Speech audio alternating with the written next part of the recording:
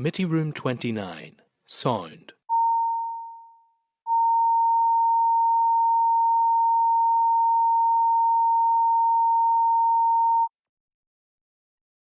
Committee Room 29, Sound.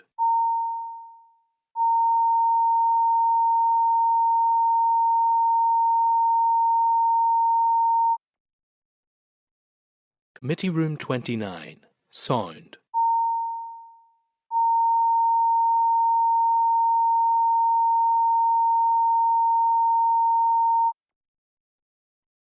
Committee Room 29, Sound.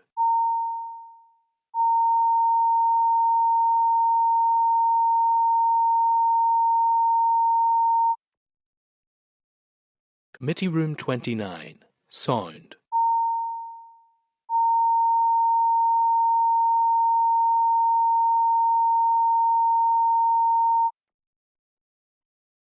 Committee Room 29, Sound.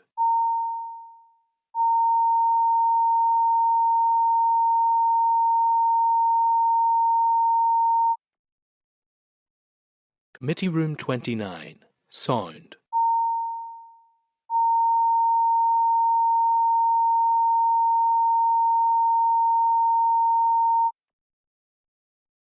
Committee Room 29, Sound.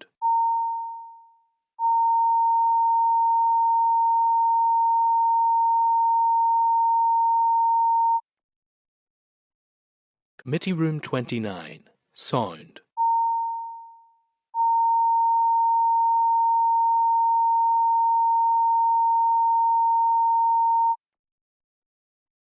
Committee Room 29, Sound.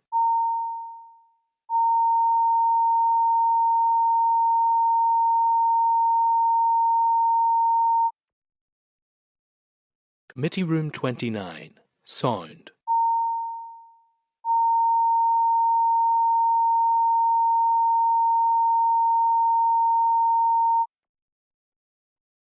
Committee Room 29, Sound.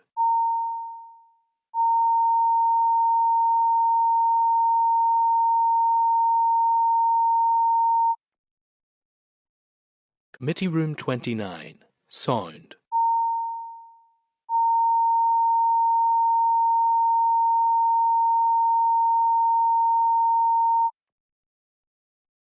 Committee Room 29, Sound.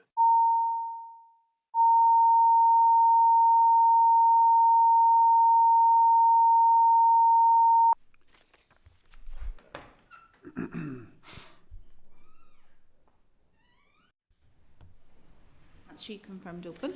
Thank you, Clerk. And good morning, members. We do have a quorum, and I now call the meeting to order. I welcome all members to this meeting of the Committee for Communities. Can I remind anyone in the public gallery that mobile phones must be turned off? Mobile tablet devices can, however, be used through a Wi-Fi connection, and all devices should be muted. Password details are available in the gallery for anyone wanting to connect to the Assembly's Wi-Fi network, and no recordings or photographs may be taken. May I remind members about the protocols regarding the use of electronic devices. Please switch all mobile devices to airplane mode and activate Wi-Fi connection. Please also use tablet devices discreetly and in a way which does not interfere with proceedings, and be aware of cameras when using tablet devices, and I would also remind everyone of the sensitivity of the microphones.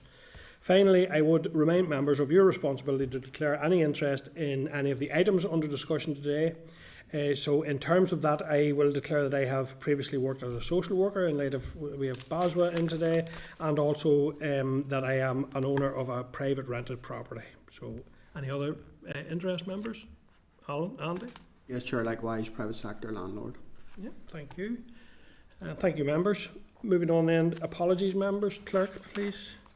Ellie Armstrong. Yeah, thank you. Members aware of any other apologies? No, I think we've full attendance anyway, apart from Kelly. Okay then, members, no items to report in Chair's business, and I move then to draft minutes in item 3. Can I refer you, please, members, to the draft minutes from the meetings on both the 30th of May and from the 6th of June, which are pages 6 and then page 12, respectively, of your meeting pack. Are members content to agree the minutes of 30th of May 2024 as drafted? Agreed. Yeah. And the minutes of the 6th of June as drafted, members agreed? Agreed. Agreed. Thank you, members. Matters arising, members, and there are a few which we need to work our way through. So, as we didn't have a quorum last week's meeting, we now need to consider matters arising from that meeting, as well as additional items which have arisen since last week. As you will see from your pack, there are a fair few items there for discussion. So, members, you've been provided with a reply from the Department of Education at page 19 to committee queries on an anti-poverty strategy. That reply states that the Department takes poverty into account when considering the budget, and measures of social deprivation form part of the core school funding mechanism. In addition, the Department provides funding for a range of policies and interventions that support school-aged children who may be impacted by social disadvantage or poverty. The Department of Education, members, has played, they've advised us, an active role in cross-departmental working groups, contributing to the development of the anti-poverty strategy, and it will continue to do so going forward. So any comments, members, or content to note that? Content to note, thank you. Then at page 21, go ahead, Brian. Sorry to interrupt. I'm just thinking, maybe it's not necessary, just to declare that I'm on the Board of Governors of Belfast Boys Model School and Malvern Primary School. I know the Boys Model School in particular receives a number of that special funding, for a high level of free school meals. So, okay, yeah. Thank you, Brian.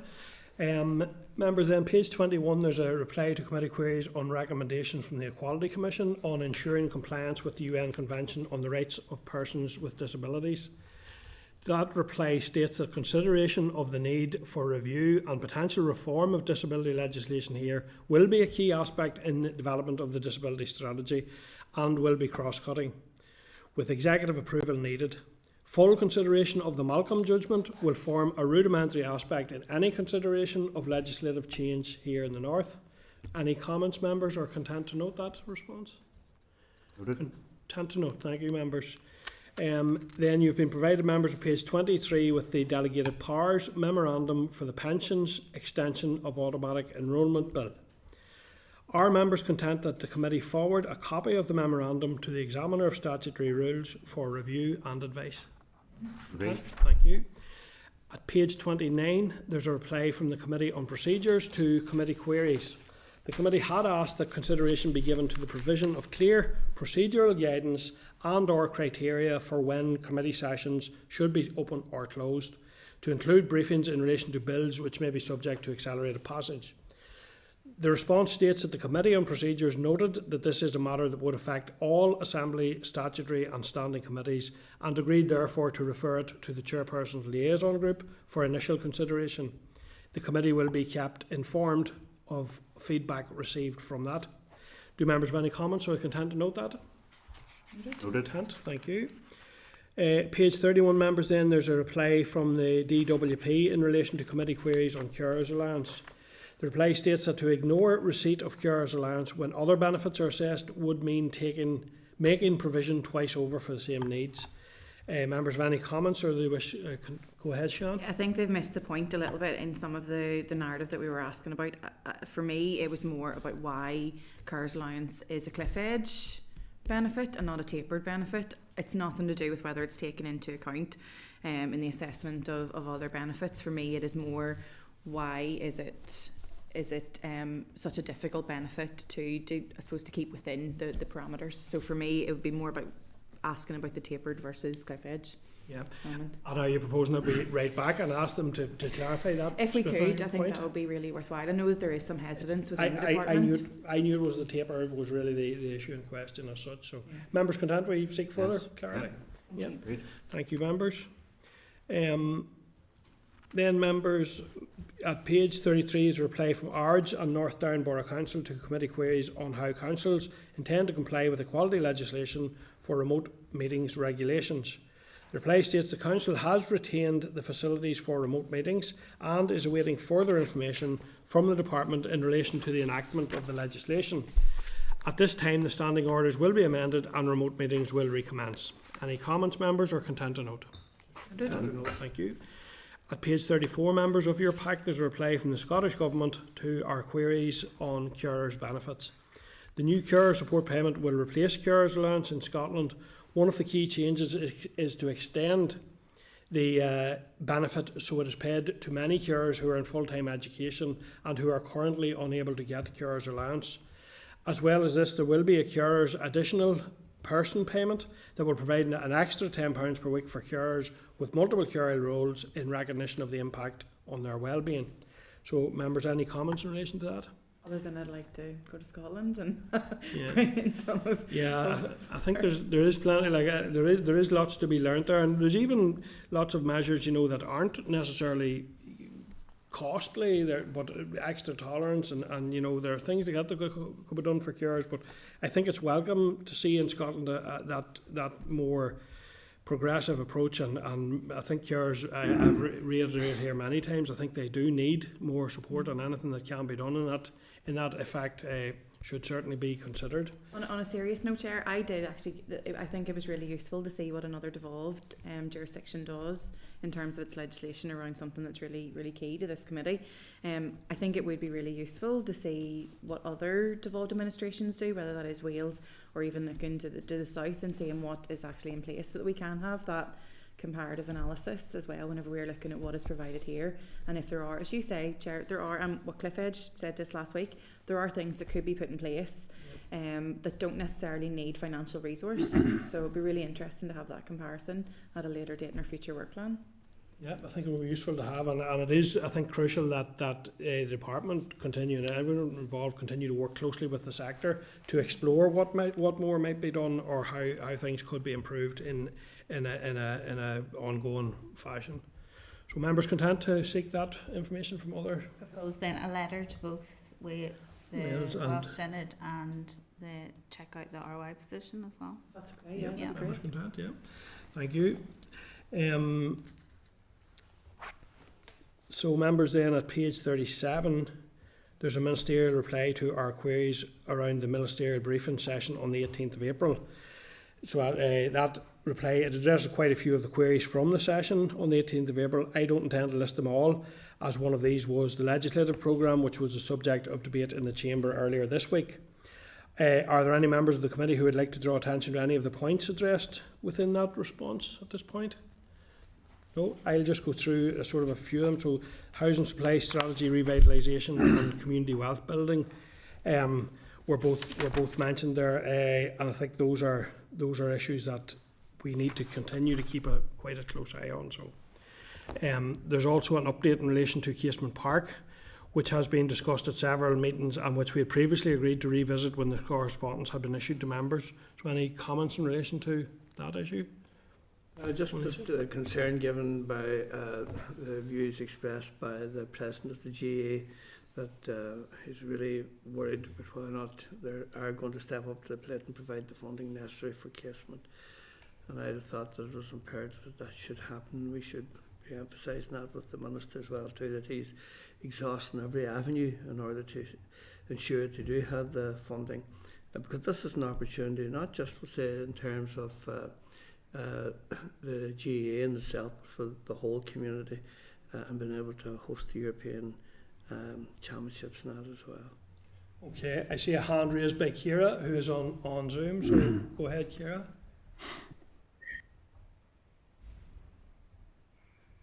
Not hearing you, Ciara?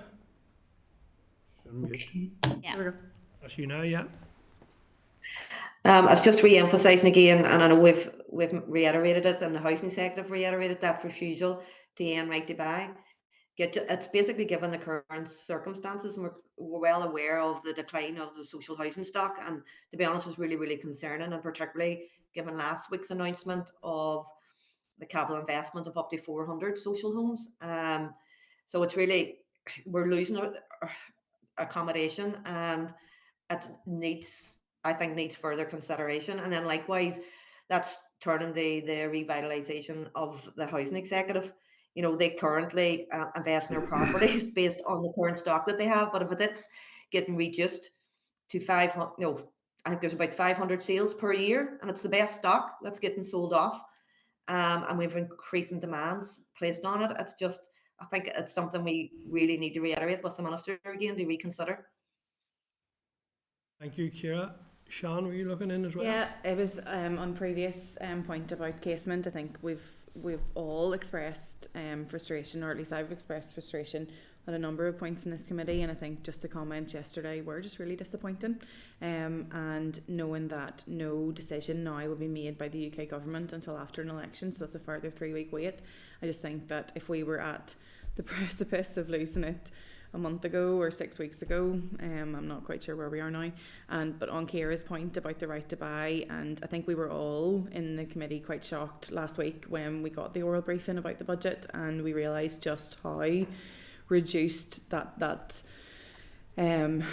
the target is this year for the 400 homes in comparison to the 2,000 target is just we're now at a critical juncture in terms of our social housing stock. And I would support Ciara's assertion that the right to buy needs to be revisited, and also that it feeds into the revitalisation programme of the housing executive. Okay, so I'll take that. Are members content with that proposal? That we write to the Minister in relation to that? Reconsider, yeah. And also, Melissa, were you suggesting that we write to the Minister and urging him to follow all that? Lost every avenue, yeah. Yeah, members content with that? Yeah, Chair, can I just follow up on the house sales point? And I note there in the correspondence it highlights revenue that was raised as a result of the house sales. Can we maybe just ask the Minister to provide more detail, whether that comes directly from the Housing Executive as the reinvestment of that money? And you know, obviously in light of, and I think there are obviously differing views on the committee in terms of the policy intent of right to buy, and what it actually achieves, but whether the Minister would be looking at maybe tightening up if there are loopholes that exist where those properties end up ultimately going out of the wider sector in that terms. I have a firm belief, and I've seen it many times, that individuals who buy their homes are long-term tenants who have an intention of staying there, and as the Minister has articulated in the letter, quite often that will not result in those properties, if they're not sold, becoming available for allocation. So just looking at, is there a review in terms of tightening up where there may be any loopholes in terms of those properties leaving? Yeah, members content to add that? Yeah. Thank you, members. Okay, thanks, members. Then moving on to page 44, and there's a reply there for, no, sorry. Yeah, that is, yeah. A reply there from the Equality Commission to our queries on whether there had been an update to its 2012 report on disability law reform. The reply states that the 2012 report remains its most recent detailed law reform proposals specific to disability.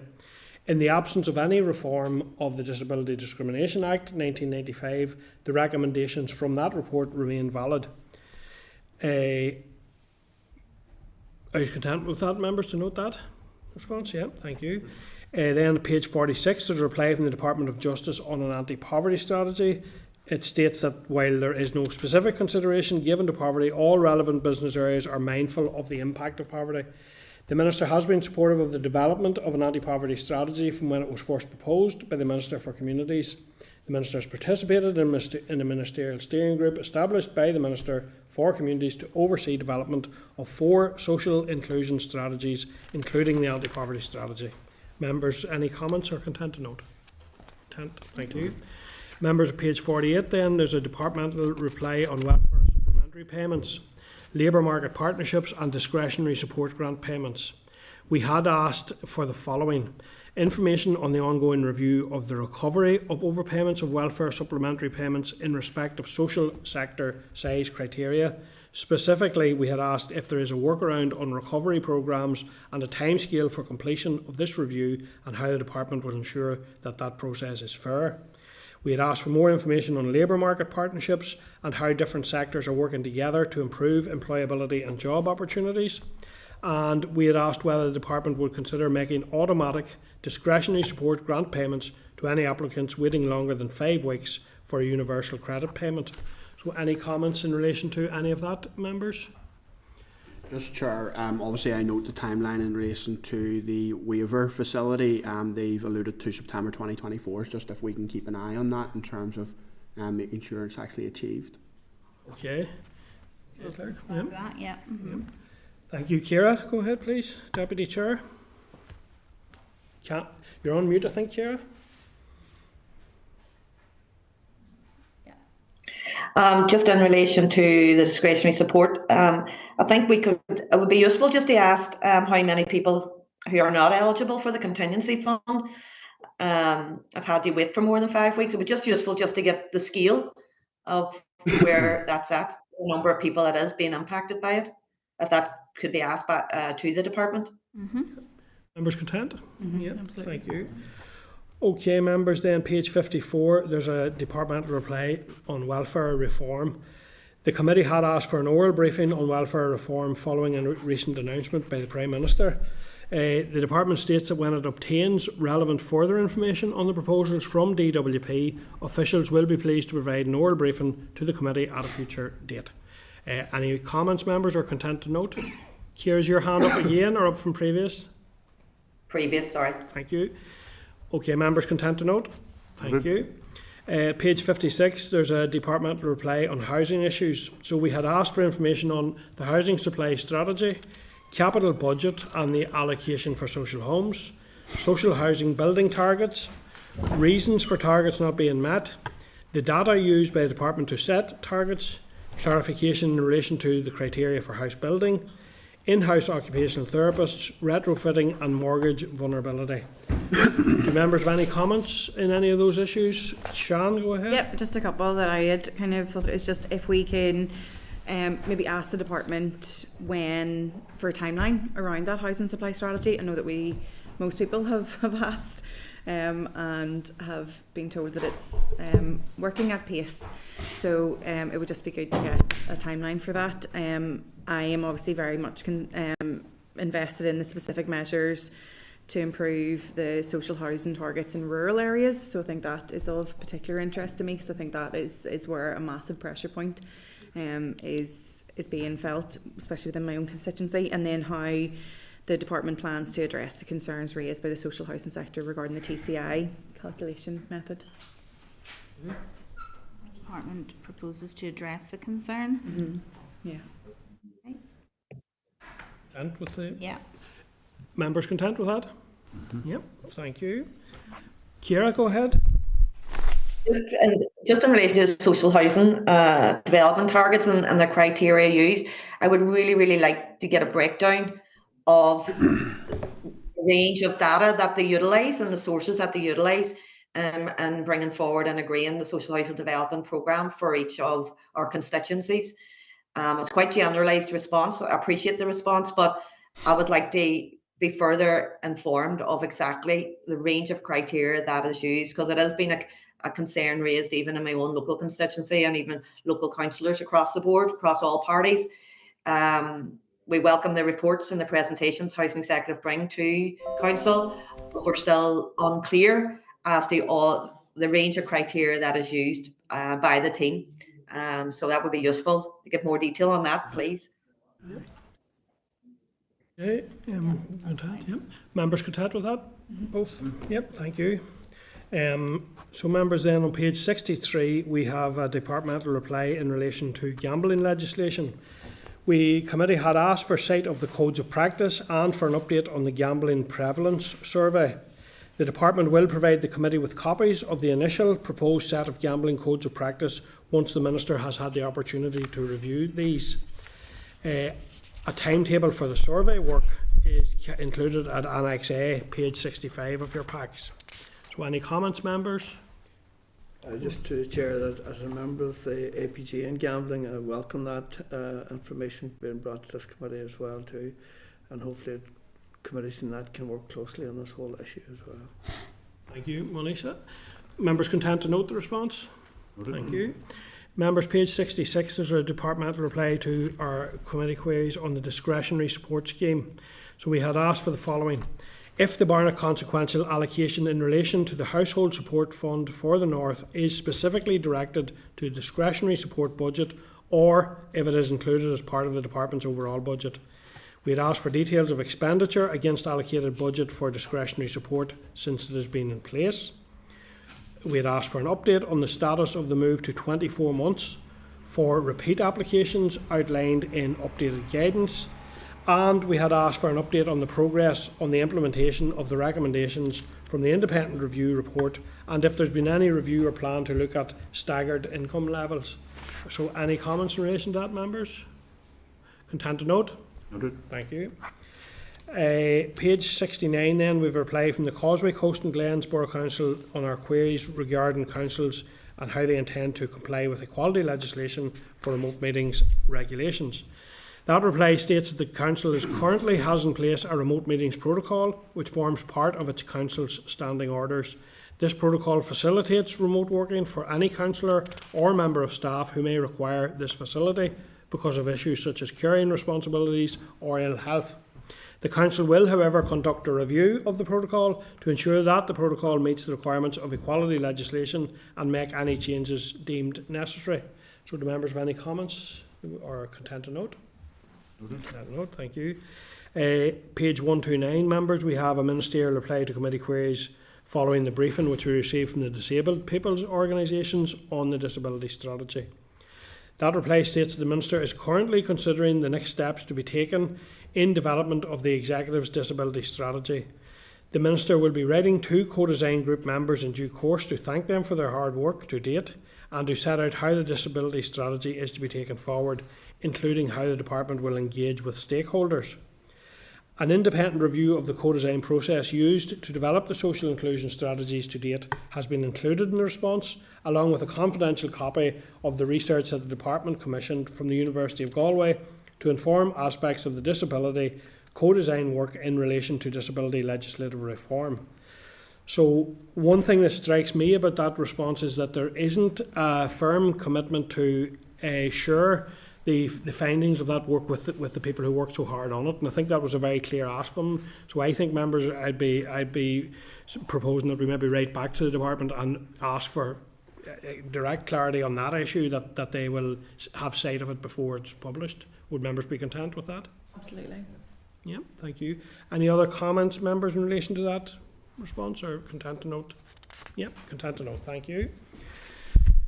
Members, page 233 then, there's a reply from Mid East and Antrim Borough Council to our queries on hybrid working regulations. The reply states the Council will carry out an equality screening on its proposed arrangements in line with its statutory requirements.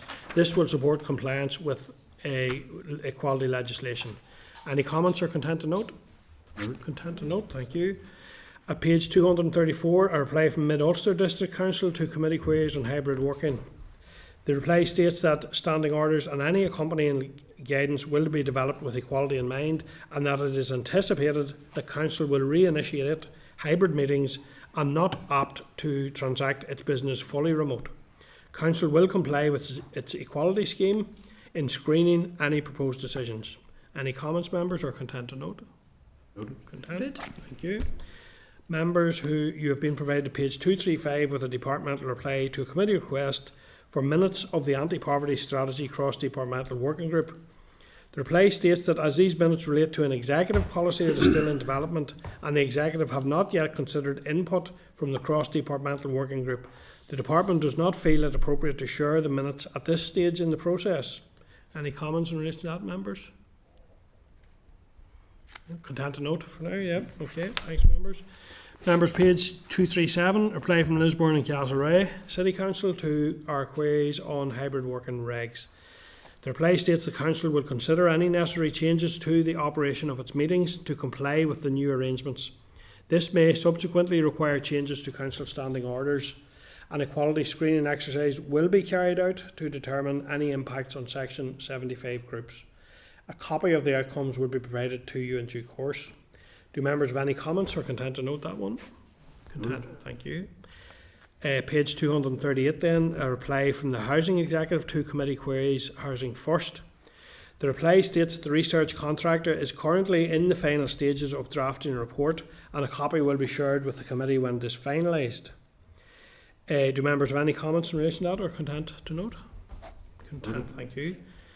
Members, page 239, there's a reply from the Department for Economy to committee queries on anti-poverty strategy. The reply states there has been no engagement with the Minister for Communities on the anti-poverty strategy. Officials have attended one meeting about anti-poverty since the restoration of the Executive. In the process of setting its budget, DFE does not specifically consider the impact of the allocations on poverty. Members, any comments or content to note? Content, thank you, members. Then, members, As there was no quorum last week, when there was a briefing here from departmental officials in relation to the budget, I understand from watching back the meeting there was some significant additional detail provided in the briefing. So what I would propose, if members are content, that we ask for the briefing details which set out those further detail on the impact of the budget to be provided in a paper to committee. Yep. Members content, thank you. And are members also content that we ask the department to provide a copy of the annual business plan setting out the activities against that budget? Yeah. Thank you, members. Okay, members, so we're moving on then to item 5, which is our briefing by the British Association of Social Workers. Members, the papers for this agenda item start there in your pack at page 242. So I would now like to welcome to the meeting the following representatives. Yep, we'll just pause for a moment.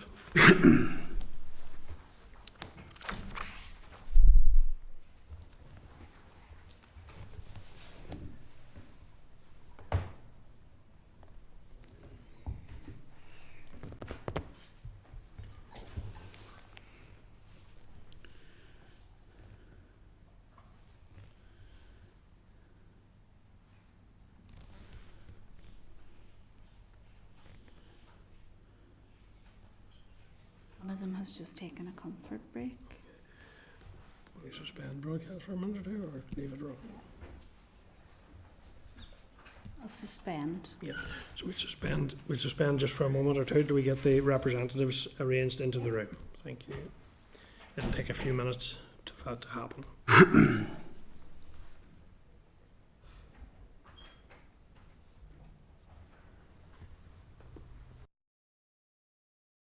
Committee Room 29. Sound.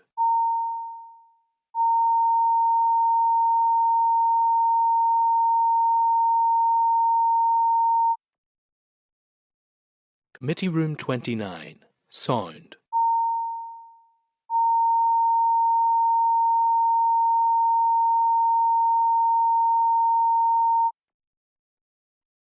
Committee Room 29.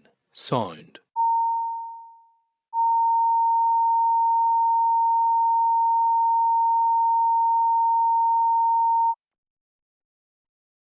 Committee Room 29. Sound.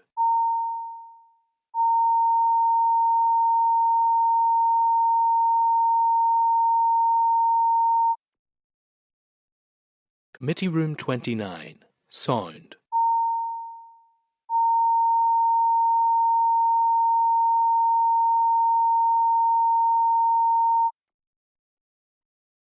Committee Room 29. Sound. Committee Room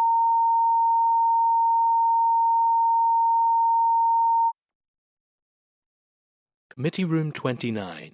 Sound.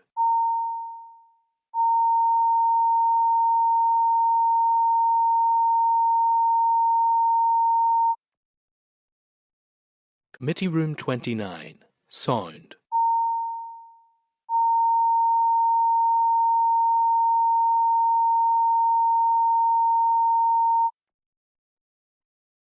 Committee Room 29. Sound.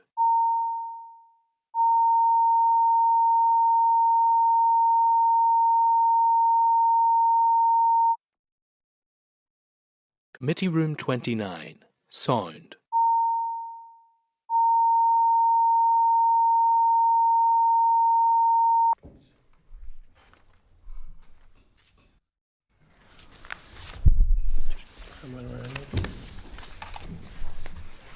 She confirmed open. Okay, members, so I can confirm we are now back in open session, and I would like to welcome the following representatives from Baswa to this morning's meeting. So first of all, Carolyn Ewart, who is National Director of Baswa here in the North, and Andy McClenaghan, who is Public Affairs, Policy and Communications Lead for Baswa. So Carolyn, I think it's maybe yourself who's going to make an opening statement, a brief opening statement, please, and then we'll go to members' questions. Indeed. We're going to share our opening statement, so I'll make a few opening remarks and then hand over to Andy, if that's okay. Yep. So I want to thank the Chair for the opportunity to brief the committee today. And as you say, I'm Carolyn Yurt and I'm the National Director for BASWA Northern Ireland, and that's the British Association of Social Workers in Northern Ireland. And this is my colleague Andy McClenaghan, our Public Affairs Policy and Comms Lead. BASWA is part of the British Association of Social Workers across the UK, and we have some 22,000 members employed in frontline management, academic and research positions. We've members from students all the way through the social work career journey to directors of social work and policy makers. BASWA's Code of Ethics, to which all social work members sign up, details fundamental assertions regarding the role of the profession in relation to the alleviation of poverty and a specific commitment for social workers to help those in poverty. Given the nature of our integrated health and social care system, the majority of our engagement tends to be with the Health Committee. However, speaking with you today underscores the cross-cutting impacts poverty has for areas of responsibility across many Northern Ireland executive departments, not to mention the consequences it has for the lives of children, families and individuals across society. At the core of social work is a focus on promoting social justice, and poverty is a grave social injustice. Social workers witness firsthand the impacts of poverty. It's a major factor in contributing to or exacerbating many problems which require intervention from social services. Many of you will automatically think of children when I talk about social work, but this is not the case. We do work with children and their families, but we also work across mental health, older people, adult safeguarding, physical disability, special educational needs, ethnic minoritized communities and carers.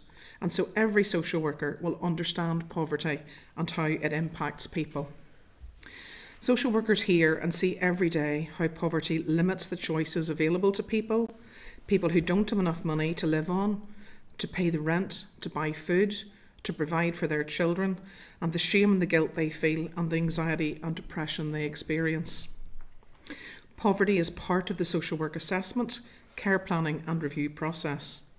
All social workers will include consideration of the socio-economic circumstances, the impact on the individual, on household functioning, and on people's capacity to change. So important is the issue that the Department of Health produced an anti-poverty framework, and BASWA also produced an anti-poverty practice guidance document, both of which have the overt aim of bringing an anti-poverty approach to the foreground of practice. Social work also work across the voluntary and community sector and appreciate the extreme hardships that sector is currently facing. The cuts they have seen have been so harmful. Addressing cross-cutting issues impacting on poverty, such as housing, childcare, employment inclusion, is of fundamental importance to social work. It is why we believe that the Executive should take forward the work of the Anti-Poverty Advisory Group and deliver on the anti-poverty strategy without delay. And I'll now hand over to Andy, who will give some more examples. Thank you, Karen. Thank you, Chair. Chair, you'll be well aware Children's Services have undergone recently a very significant once-in-a-generation review led by Professor Ray Jones. Now, that review notes that the pressures of poverty impinging on stressed and sometimes overwhelmed parents are likely to make more prevalent what we call the toxic trio in social work. Now, that's poor mental health, drug and alcohol misuse, and domestic violence. We know that children and young people are often embarrassed and exhausted by their situations. Poverty destroys self-esteem and confidence, and it has long-term impacts for the families and communities social workers serve. Department of Health stats indicate that poor mental health in the most deprived areas of Northern Ireland are approximately 2.5 times the rate of those indicators for the least deprived areas. Tragically, we know that suicide rates are over 3 times higher in our most deprived areas than our least deprived areas. Shockingly, children in our most deprived areas of Northern Ireland are 6 times more likely to be placed on the Child Protection Register, 4 times more likely to be taken into care than children living in our most affluent areas. We know that growing up in poverty heightens the prevalence of adverse childhood experiences. This has associated increased long-term costs, not only for social work, but also for health. It has impacts in terms of educational underachievement, with associated costs to the education system, social security and economic development. It also leads to more young people becoming involved in antisocial behaviour and crime, resulting in additional costs for the criminal justice system. We also know that there are significant disparities in terms of life expectancy and healthy life expectancy for people living in our most and least deprived areas in Northern Ireland. Now, the Department for Communities statistics for poverty indicate that rates of poverty have increased in recent years. In 2021-22, 16% of our population were in relative poverty. By 2022-23, that had increased to 18%. Impacts are worst on children. The rates increase over the same period from 18% to 24% for children. Now, the costs of poverty, and this is what we really want to stress this morning to committee, the costs of poverty are enormous. The Northern Ireland Audit Office published a report in March, and it estimates the costs of child poverty to be between £825 million and £1 billion per year. The Child Poverty Action Group estimates that across the UK, child poverty costs the economy at least £39 billion per year. And research recently published in the journal Social Policy and Society indicates the annual public service cost of poverty in the Republic of Ireland is almost £4.5 billion per annum. It's vital that an anti-poverty strategy is urgently delivered by the Minister for Communities, and it's informed by the recommendations of the expert advisory panel, as mentioned by Carolyn, but also by the recommendations published by members of the Anti-Poverty Strategy Co-Design Group. A key focus of the anti-poverty strategy, from BASW's perspective, must be the removal of the universal credit to child limit. That limit restricts the child element of universal credit to the first 2 children in a family, and the result is that families affected by the limit lose out on £3,455 per child per year. We know that 10% of children in Northern Ireland are affected by the 2-child limit, and that larger families are much more likely to experience poverty. Now, the Minister for Communities, he has informed the Assembly that the cost of mitigating the 2-child limit would be £56.4 million per year. And that represents a very significant sum, no one's denying that, particularly in light of the restrictions of the current Northern Ireland executive budget. But what we feel often fails to be discussed is the cost of inaction. So I just mentioned some of the costs, the huge costs associated with poverty. And it's absolutely essential that long-term strategic decision-making concerning how best to tackle poverty and where to direct initiatives and interventions is informed by a knowledge of the total costs of poverty. So what we believe must happen is that the Minister for Communities acts on the recommendation of the expert advisory panel appointed by his predecessor and ensures that the anti-poverty strategy contains provisions for an audit of the public service costs of poverty. It's very, very hard to know how to tackle a problem when you don't actually know how much it's costing you. Provision of this information is urgently needed to guarantee the actions of the forthcoming strategy are appropriately targeted and adequately resourced, with additional funding provided by the Department of Finance to ensure effective and measurable interventions. Thank you for listening. We're very keen for your questions now.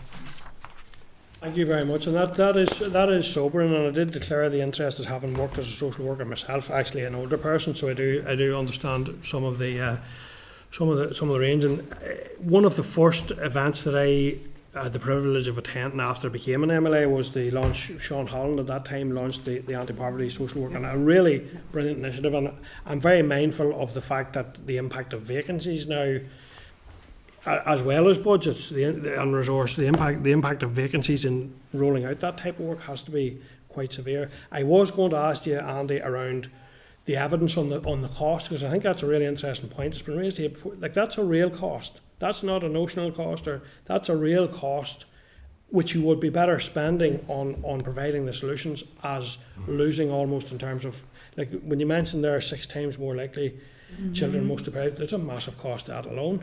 On that, Chair, I mean, we know from, these figures go back to 2021, but in 2021 the cost of a child coming into care in foster care is £24,000 on average. Residential care, I think it was £265,000 on average. Now, no one is suggesting that those aren't essential services. You know more than anyone here in this room, probably, Colin, maybe other than Carolyn, how essential those services are. But when you have children coming into care, and the factors that causing them coming into care are problems caused or exacerbated by poverty, when you know that there are solutions at hand, and the numbers of kids coming into care are spiralling. The figure I put into the pack, I think it was 3,941 children in care. That goes back to October. We know from Ray Jones' briefing to Health Committee last week and others that figure has now exceeded 4,000 children in care. It's a huge problem. When you have kids coming into care, there's a huge financial cost. There's a huge human cost. In terms of those young people's the trauma they've experienced that have led them into that situation, but then the impacts that being in care has on their life circumstances and opportunities and outcomes. We want to see problems fixed. We want to see problems fixed before they become crises, and we're seeing crises now in social work and across society. And there's not a single social worker out there, I'm sure, or health professional who doesn't, in a very real way, understand the lost opportunities there in terms of being able to get in quicker before the crisis has become ingrained or more and more difficult. So it is something that we really need to grapple how we can front load some of this preventative work and do it better. I think that's something we're going to have to focus our attention on, particularly because budgets are constrained. That makes it more important, not less. In relation to, before we go to members, other members' questions, and I note you've mentioned there as well the two-child rule. Do you feel that would be the most impactful mitigation out of all of those recommended in the mitigation review? When Ray Jones was briefing Health Committee just last week, his recommendation to Health Committee, and it would have been great if it had been to Communities Committee, was if you have money to spend on any one thing, spend it on mitigating the two-child limit. I mean, the two-child limit, it was brought in by Westminster. It shouldn't have been brought in. It's a regressive policy. It impacts children. It impacts families. It was said last week, I think it was Johnny Curry from Trussell Trust Brief Committee, you don't limit health interventions to the first two children in the family. You don't send the first two kids in the family to school. Why do you limit social security support to the first two children in a family? Now, BASWA are campaigning across at Westminster in the upcoming election. It's one of our top 5 priorities to have the two-child limit removed. And it's that difficult situation, Chair, where it's brought in at Westminster, then it becomes a problem here. Although it was a problem caused by Westminster, we do have the potential solutions here at a cost. But just bringing it all the way back to the point I was making earlier about the auditing the costs of poverty. When your committee is hearing this, or when the Minister's hearing £56.4 million to mitigate the cost of the two-child limit, that's a huge amount of money. But until we understand what the knock-on effects of not doing that are, I think it's premature to say we can't afford not to do it. You want to put the costs of intervention in the context of the costs of non-intervention. So that is why we are particularly focused on the two-child limit. It's the fact that we see it as a very unjust piece of social policy. Yeah, I fully agree. Those costs are massive, and we have written here as a committee. We have written to all of the departments as well around their need to input into the anti-poverty strategy. But I do feel that it's vital that the Minister for Communities is championing that in a very real way to the executive. To ensure that awareness and that cohesion to a strategy is brought, and that the work that has, and you've referenced the previous minister setting up the review, that work is progressed. So a key priority on that. So listen, I'm going to go to Daniel, then I have Sean. Go ahead, Daniel. Thank you, Chair, and thank you for being with us. I can't stress enough the importance of our social workers and the huge level of strain and stress that they are under with the rising demand on the need for their interventions. And we've seen at many occasions where, unfortunately, if the social workers are strained and stretched, where the consequences can be dire for a child and a family, and others as well, of course. So I just want to put on the record our sincerest appreciation to all social workers across Northern Ireland for their tremendous efforts and for the work that they do that does have a critical impact on the lives of so many children and young people. In terms of poverty, we're very well rehearsed now in this Assembly as to the dire impact it has on children. And I've noted that, importantly, actually, the strength of which you've highlighted the removal of the two-child limit. Indeed, the SDLP on an opposition day recently brought forward a motion in relation to it, because we do appreciate the severity it is having on families and young people. And the concern that we have, as I'm sure is shared with many, is that it will not be removed in a timely enough fashion. And in fact, it was amended as such to ensure that the timescales were removed, which really points to a problem for Stormont. We say we are concerned about all of these issues, but never get them resolved or done. and unless there's clear targets, then we're not going to achieve that. In terms of the question, your written briefing outlines the many problems that poverty creates or contributes to, in your professional opinions. How has the recent cost of living crisis exacerbated those issues? So there's always been an issue, which is clearly highlighted actually by the Controller and Auditor General's report, but how has the cost of living crisis and the increase of living affected the poverty issue in relation to children? I suppose I'll take that. I mean, we know that, as you say rightly, there's always been an issue with poverty, and it's something that social workers are acutely aware of. But we also know from our members that the impact of the cost of living crisis, I mean, we all feel it ourselves, we all feel the pinch, but we're in a very lucky position that we can afford to run our houses and to make choices that we want to make for our children. What we're seeing is that, payday lenders, loan sharks, people are getting into debt. Disabled people, we know, it costs much more to raise a disabled child, 30% more to raise a disabled child. We know that women are adversely impacted by impacts of poverty. It tends to be lone parent families, and they tend to be mothers who have care of children. And we know very real stories where people are having to make very stark choices, literally between paying for heat for their home, providing lunches for their children, food for their children, and it's a really chronic problem. I mean, we had a recent example whereby a social worker went out to visit a home, and the father in the home was he was burning the spindles in the chairs to heat his home because he didn't have any money to buy heat. That's a really chronic situation to be in. It's very stark. And it's worsening, actually. It's worsening. Daniel, in terms of statistics, to put kind of just stats on that, I mean, the number of children in the care of social services is the highest on record. Yeah. It's gone up incrementally year on year. There's been little dips here and there, but we're at the highest on record. Now that overlaps with the period of lockdowns with COVID, which was absolutely catastrophic for children that were at risk of abuse in their home, but it also overlaps with the worst inflation we've had in I don't know how many decades. So we're looking at highest number of children in care on record, and that has come throughout the period of the cost of living crisis that's made those issues worse. There was a piece of research published UK-wide called the Child Welfare Inequalities Project. It was incredibly useful. When it looks at the impacts of deprivation on children, rates of neglect, emotional abuse and physical abuse tend to spike where there is greater deprivation. So that study was conducted a number of years ago, and I believe prior to the cost of living crisis. But those factors, increases in neglect, physical abuse, emotional abuse that are linked with deprivation, will have got worse. Yeah, we would never be very careful to say that children are abused in families, and the poverty is not the only factor.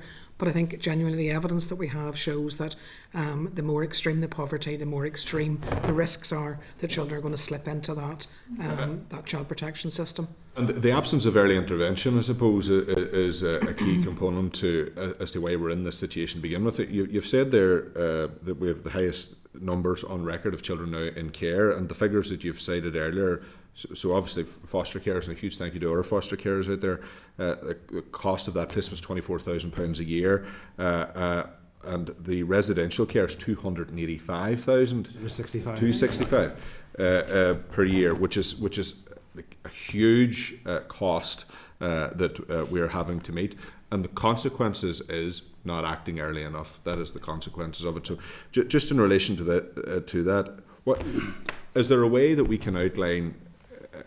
And obviously the solution to all of this is early intervention, dealing with poverty and all those issues.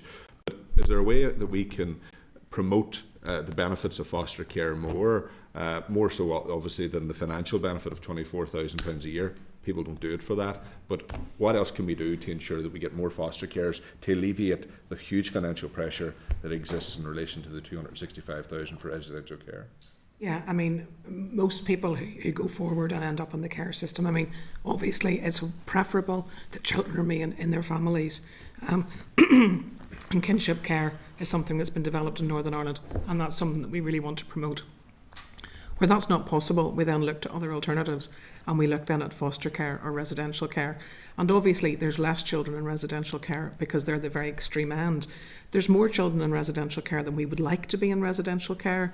So I think, in fairness, the trusts who work across and some of the voluntary community agencies who also provide foster carers, they work really hard. They do an enormously good job. I think there's an issue in terms of legislation which is coming forward, the Children and Adoptions Bill, that will put on the trust new duties to support and develop and pay foster carers. And that, I think, will bring huge benefits in terms of the foster carers that we have available. I'm slightly concerned that there's no reluctance to bring it on board, but I think that what we're hearing from social workers is, and from within the trusts, that they simply don't have the demand to meet the capacity. So there's increased demand on their services. They don't have enough social work staff on the ground at this stage. We don't have enough social workers coming through who are being qualified and trained. So it's a bit of a vicious circle at this stage, that we've things in motion that will provide an improvement in services. But if we can't get social workers in and support them and retain them in practice, there's a challenge to how we continue to do that. But I would say that each of the trusts and the voluntary community sector are very engaged and really doing all they can. And I think the legislation that we have coming forward will help support that. Thank you. And just very briefly, Chair, you've mentioned earlier the Child Poverty Action Group's estimation that the child poverty costs in the UK are 39 billion per year, which is beyond all comprehension. In addition to removing the 2-child limit, which I've referenced earlier, where do you think we need to invest in supporting children to reduce that overall cost? What other anti-poverty interventions, Daniel? Our focus very much is on the 2-child limit. That's why we were focusing on that today. But in terms of what else needs to be taken forward, the former Minister for Communities commissioned the expert advisory panel to work up the recommendations for the anti-poverty strategy. Those recommendations have been ready, I think, since December 2020. Yeah. Subsequently, the anti-poverty strategy expert, co-production group, have produced their report. That's available online. The individuals involved in that are the best of the best in Northern Ireland. The recommendations are all there. They're there to be digested by the department, but they're there for the committee as well to review. I don't want to add to that work. That work has been done, and I think it's for the community to review those documents. Thank you, Daniel. Sian? Yeah, thank you both so much. I know, Nancy, we've engaged a wee bit through the work with the Cliff Edge Coalition, so I just want to say that I really appreciate your briefing and I appreciate the work that you've done. In terms of the cost of inaction, I think for me that's a really big point, and I think during the aforementioned debate, my final sentence was that we have to stop asking how much this is going to cost to do, but actually how much it's going to cost not to do, and I think that is really key. And for me, a really key piece of legislation that I have been banging on about since I became an MLA is the Children's Services Cooperation Act, and for me it's there, the legislation's in place. Can I just ask a wee bit of your assessment of how that is being utilised? Is it being utilised? Is it effective? Do we think that if government bodies, statutory agencies were actually utilising CASCA, would we more effectively be able to make a real dent in the elimination of that toxic 3? I think that's my the first point, is CASCA fit for purpose if it were being used properly, and is it being used properly, I guess? And I think it offers real opportunities, and there certainly is real evidence of engagement across voluntary community partnerships, trust partnerships around the hubs that have been developed. Yeah. And I think there's really evidence of good work. I think it maybe doesn't necessarily go far enough, but I think that to be taken forward, I think that the crisis is simply that social work teams are so pressured at this stage. And I think that we need to be able to screen out, in essence. We need to be able to say, this is what someone needs, this is what a family needs, to be able to give them the service that they need in a community setting without getting involved in child protection systems. Mm-hmm. We had a conversation the other day, and they were talking about, we heard from a social worker who'd really changed things in children's services in Leeds, and he'd moved his authority from being a failing authority to being outstanding. And what he was talking about was actually having a holistic approach to how services are delivered, and being able to move. What he was able to say was that they looked at the referrals that came in, for example, to children's services. 10% were high-end, high-risk, needed child protection involvement. 90% were low risk, were early intervention, were things where people needed support, they needed development, and if other services were available, they would never get through the door in essence. So we were really trying to think, well, how could we do that here? How do we reconfigure? And I think that's a pattern that we see in children's services at this stage. Because our services are so limited, everything, it fails because we don't provide early intervention. We're able to pick up some of those families through the hubs. We don't simply get enough of them.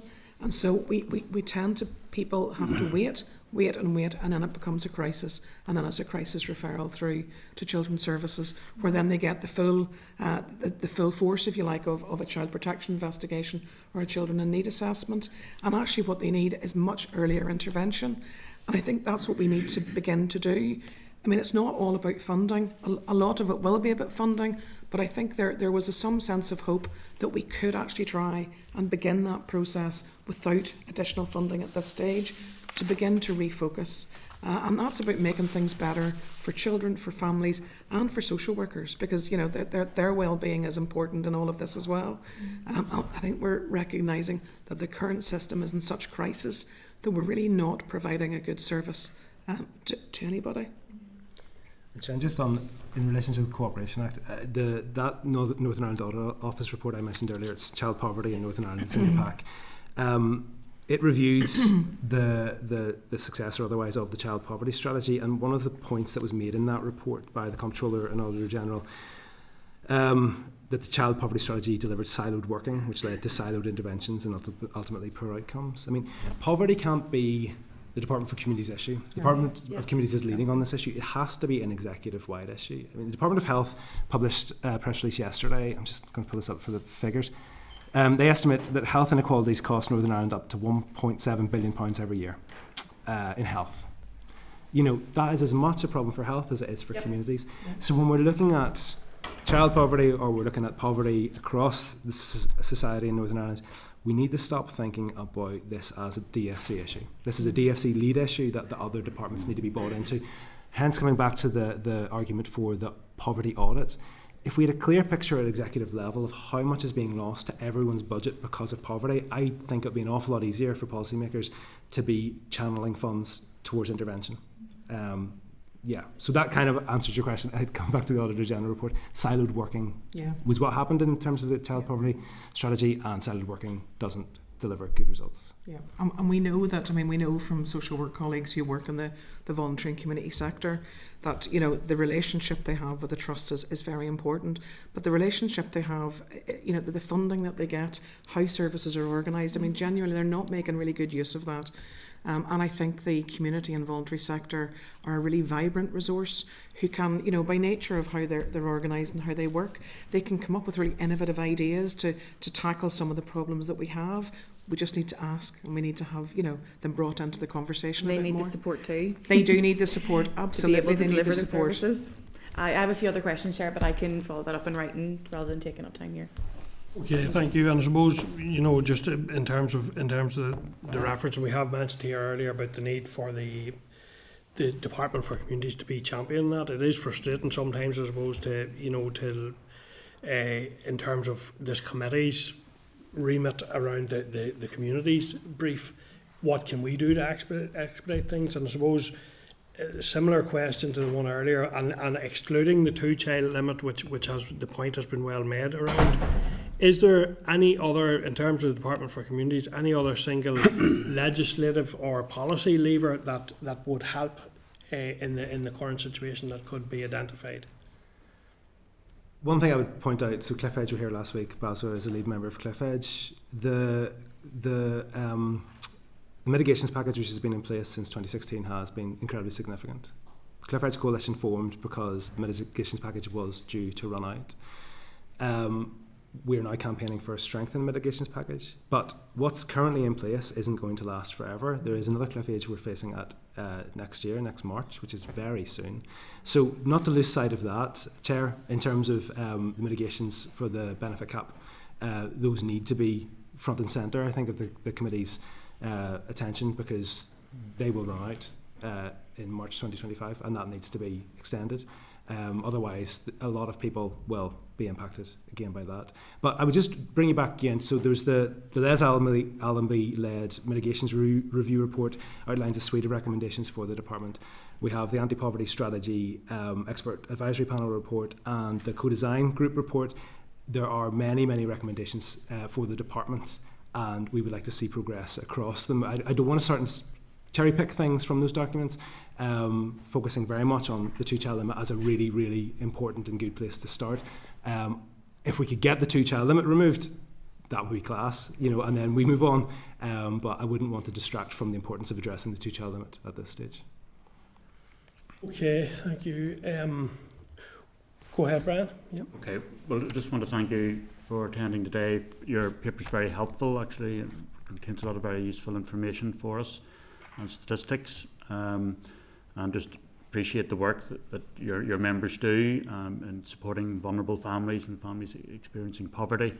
And I know my own constituency work, the vast majority of work is for people who are in vulnerable circumstances and who need that extra support. And the work you're doing to preventing people going even into further crisis, particularly for children. In terms of, you mentioned the shortage of social workers as well, so obviously there are pressures on all aspects of the government budget. We want to see the increase in Northern Ireland Block grant, or even better, changes made at Westminster level, in funding arrangements for benefits. So some mitigations are in place that the executive previously agreed, and that takes money out of our funding for public services. And so we're in a circumstance where I know you've focused on the two-child limit and universal credit, and what the potential cost of that would be, and finding funding for that. But so the only question I would make, and appreciate your involvement. I don't know if you were involved directly in the expert panel as an organisation. You weren't. But you mentioned to the co-production group. Were you involved in that? No, we weren't involved. Right. Okay. But have you? There's lots of useful information in your paper. Have you produced any longer paper as such with other issues that you've highlighted? No, BASWA, we exist primarily for our members and to guide their practice. So we have a anti-poverty practice guide, which is to help social workers focus on how best to support service users that are experiencing poverty. But in terms of briefing documents, Mr. Kingston, no, that's the document. Yeah. We could certainly, if there's other information you'd like, we can. Yeah. No, but I just want to say it is very helpful though to experts working in the field, making that representation, and from your experience, that we get both people with lived experience and people with professional expertise. So. No, I'm sure we'll have further opportunities to engage with yourselves. Just one thing though, in terms of your constituency, Mr. Kingston, in Belfast North, the End Child Poverty Coalition statistics that were published in December, I think it's 14% of children in Belfast North are affected by the two-child limit. It's the second highest. West Belfast is the highest, and the levels of poverty produced by the End Child Poverty Coalition stats. Belfast North is 29% of children are in poverty, second only to West Belfast. So I'm not saying there is a causation there, but where the two-child limit is affecting most children, the most children are also in poverty. And I think tragically as well, in terms of Belfast as well, North Belfast we know has been impacted massively by rates of suicide, and over the last decade I think has been the worst impacted constituency as well. So there are problems that you'll be facing as a constituency MLA that our members are also facing, and it's making those links, joining that up, and having a government response that, we like to say when parents are struggling, it's not parents failing children. This is a situation where society is failing families, and we need a better response from the executive. Okay, thank you. Thanks. Okay, thank you. And I want to also reiterate just our appreciation and acknowledgement of the work that social workers and social work and the key role that plays and can play in empowering and, you know, in moving us forward in a way which allows people to, you know, get out of that trap of, and sometimes it is a trap, and it's something that without concentrated action and continued action, you know, it's almost an impossible challenge. So thank you, members, for that. Thank you for your presentation today, and we look forward to engaging with you again in the future. Great. Okay. And thank you all for your comments in terms of thanks to social workers, and we'll make sure that goes out from all of you to our members. Thank you. Okay. Thank you. Okay, members, I'm going to take just a very short break there to allow. Before we move on, Yep, sorry. yep, It was go just ahead. around, it would be really good if we could, that audit of public services and the poverty piece, if that is maybe something, again, after recess, that we could maybe put on a future work plan. I'd be really interested in trying to see where that would fit and whether that's something that we could, whether it's through this committee or through the executive office. I would assume potentially might have to take that, but it could be something just to look into, if that's okay. Yep. Members content with that? Yep. Okay, members, going to take a short break there, just about 5 minutes. If we could resume at 11:15, please. Thank you. I'll just request. Committee Room 29. Sound.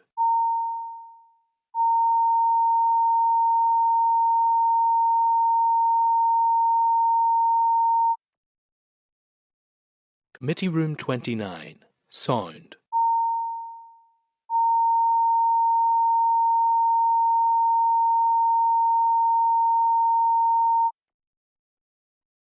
Committee Room 29. Sound.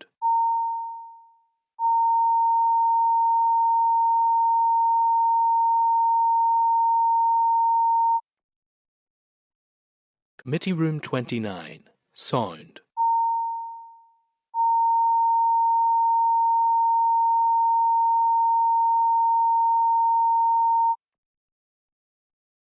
Committee Room 29. Sound.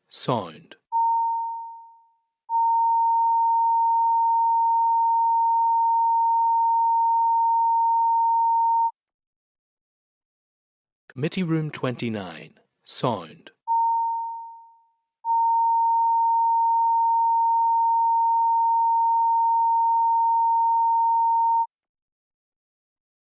Committee Room 29. Sound.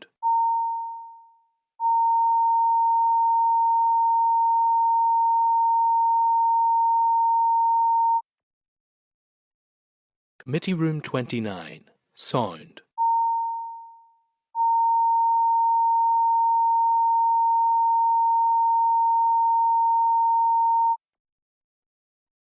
Committee Room 29. Sound.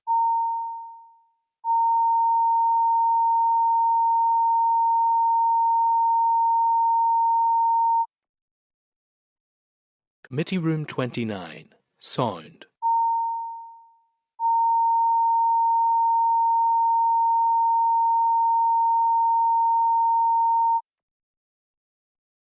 Committee Room 29. Sound.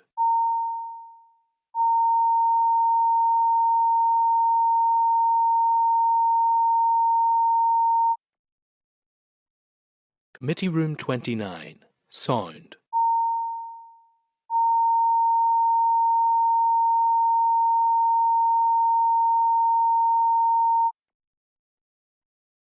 Committee Room 29. Sound.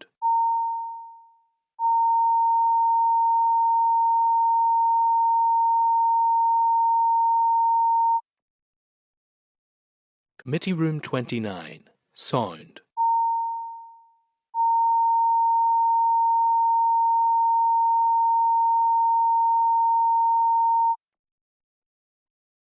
Committee Room 29. Sound.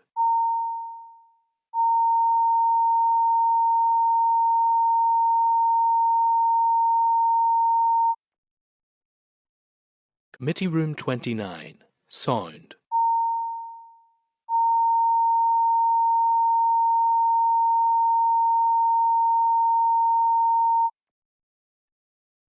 Committee Room 29. Sound.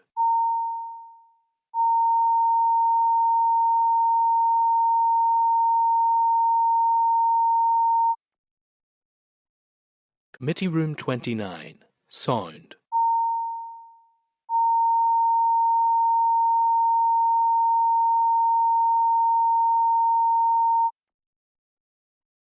Committee Room 29, Sound.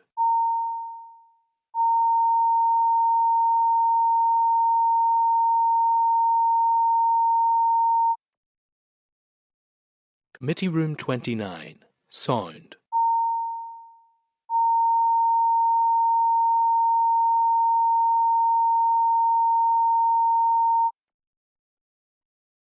Committee Room 29, Sound.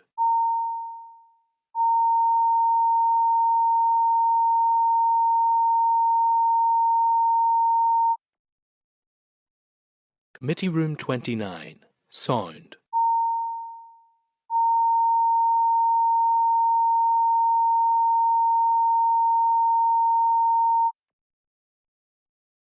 Committee Room 29, Sound.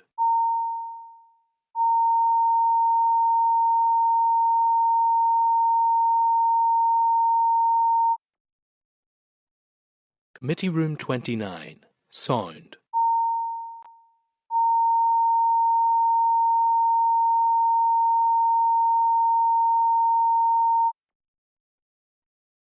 Committee Room 29, Sound.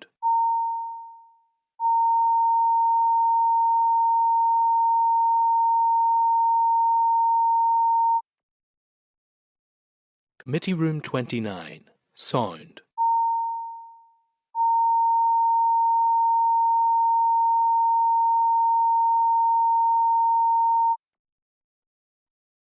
Committee Room 29, Sound.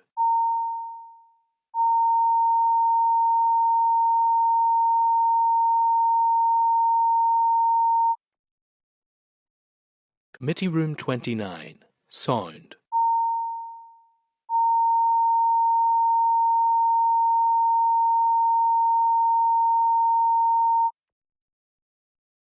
Committee Room 29, Sound.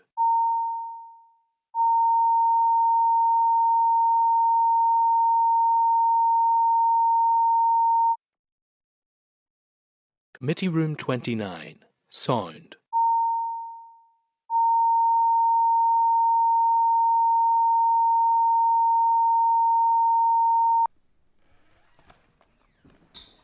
We're in the process of asking to go back to open session, Daniel, so back in a minute.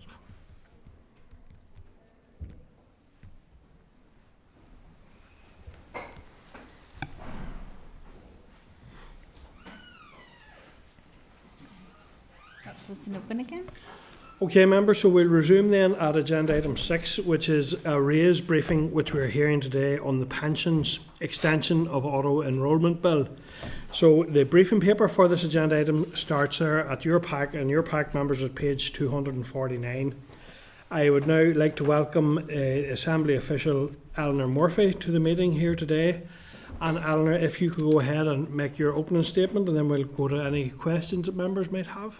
Thank you. Very much, Chair. I'm trying to make this as succinct as possible. So I'm going to cover a couple of areas. So a brief overview of the bill. I won't linger on that because you're already well familiar with that. But I thought I also would look at what is parity, because parity is very central to this committee's remit. But you've already been discussing parity for most of the morning. But if I just explore with you what the legislative basis for parity is, because it's very relevant to this bill, and also what the fiscal implications are.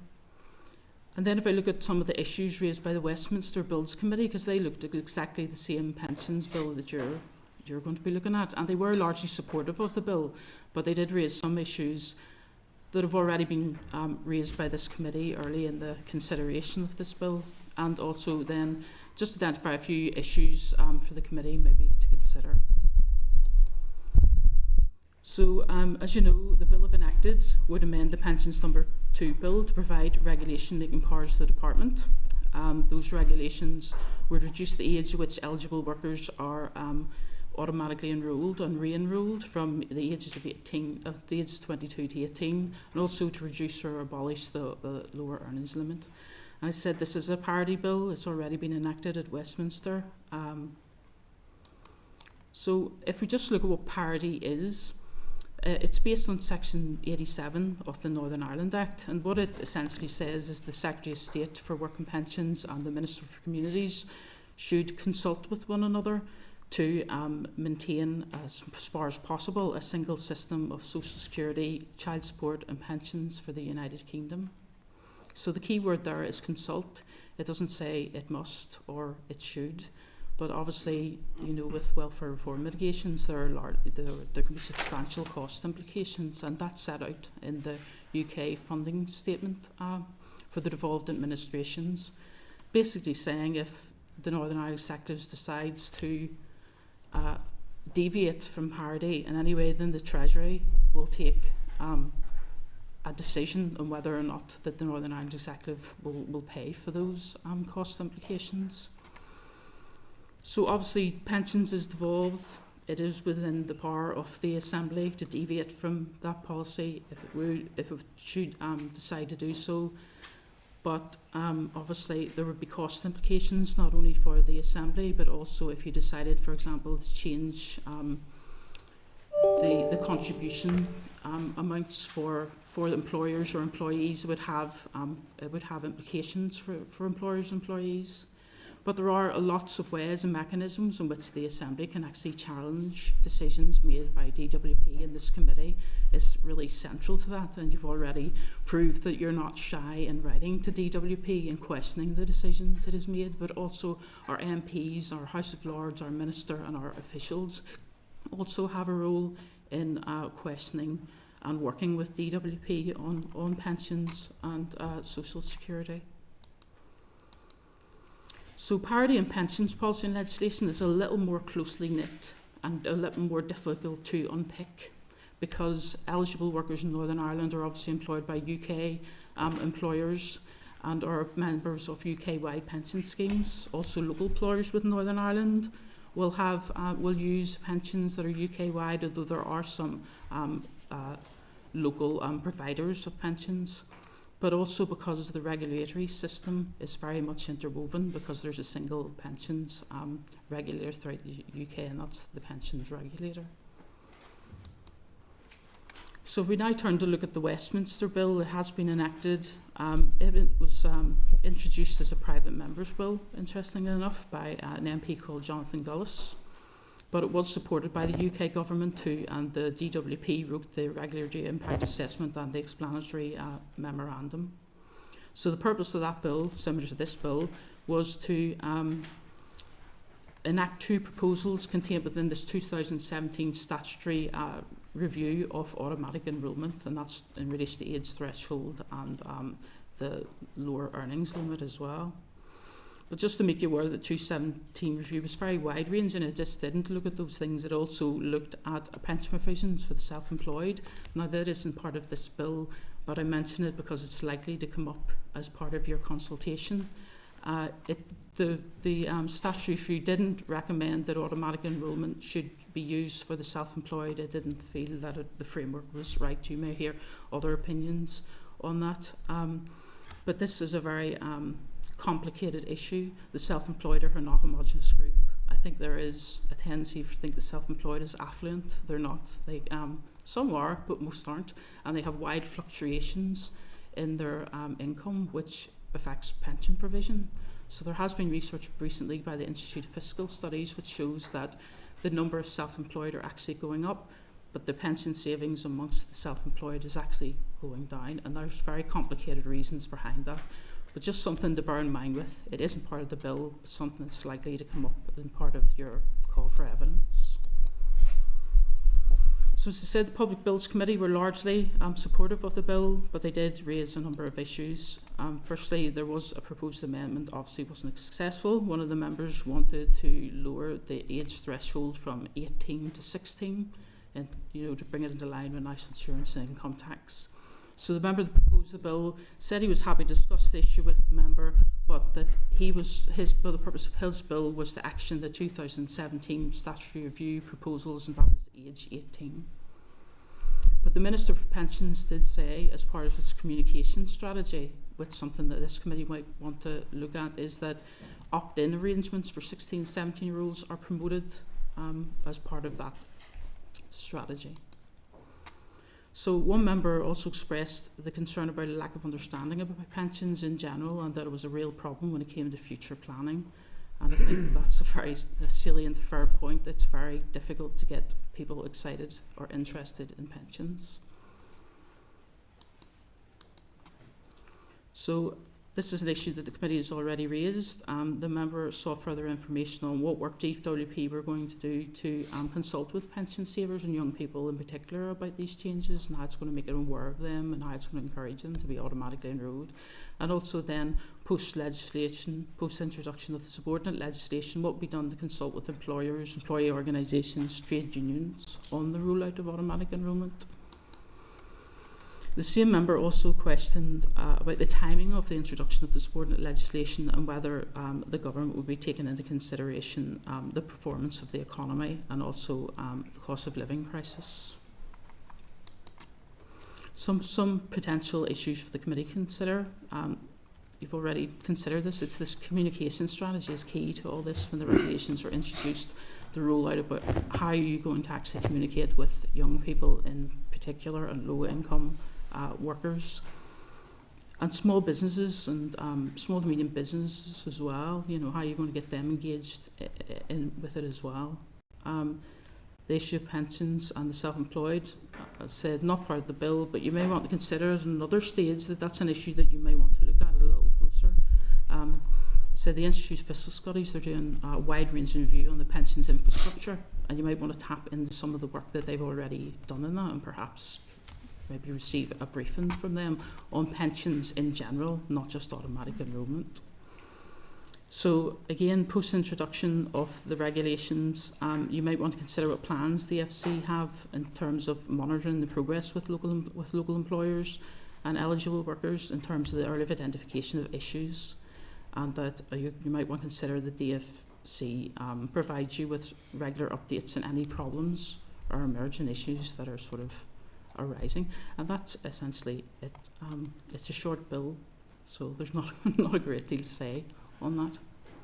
Okay, well, thank you, Eleanor. And that is a useful refresher on the bill itself and the surrounding issues. And I have to say, I do think that a communication strategy for young people is a key issue. And actually, building on that, one of the things you've said has kind of prompted the need for ongoing communication, because the cost of living crisis could well mean that some people aren't just in the space of being able to even consider pensions, and it's very clear that food prices and things are continuing to go up, albeit maybe slightly slower, but they're not coming down. So it's all still. So I think just the initial, when someone turns that age or whatever, if the communication strategy moves on and doesn't revisit that, I think there's a potential. And in light of that, have we any knowledge about how it has impacted in terms of the rollout across the water? Is there figures around how many people have signed up, how many haven't, how they're being engaged with? The regulations haven't, as far as I'm aware, come into force across the water either. Okay. So it'll depend on when the next government decides if and when to introduce those. So there's no early research or indication of what that could look like, which is why the committee might want to consider monitoring closely the rollout in Northern Ireland.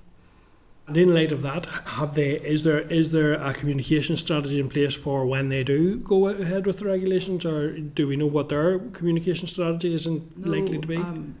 No, I don't, but I could ask DWP if they have already made decisions. It might be useful, because I know the Minister had in some of the previous debate had mentioned around dashboard, and I had made, and I think other committee members maybe agreed with the point that particularly young people at that age, checking government dashboards at any time might be something that's not top of their priority, but checking for pensions is a kind of almost a double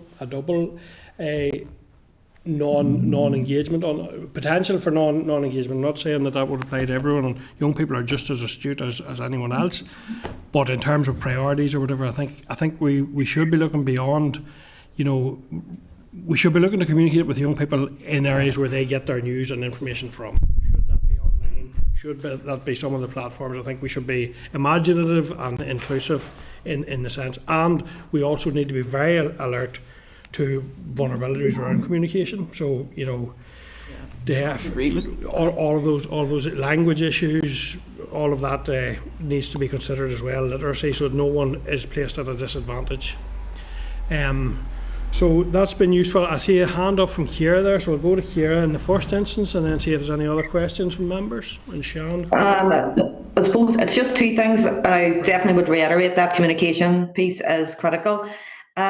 Is there any analysis, even from obviously back in 2017 and obviously the opting in, etc., etc.? I think, I'm not too sure if I can recall, but the percentage was around 20% were opting out. Is there any analysis? Would we have any local analysis of that 20%? Where they live, because obviously from our previous even presentation, you would assume it is due to cost of living, those most in need.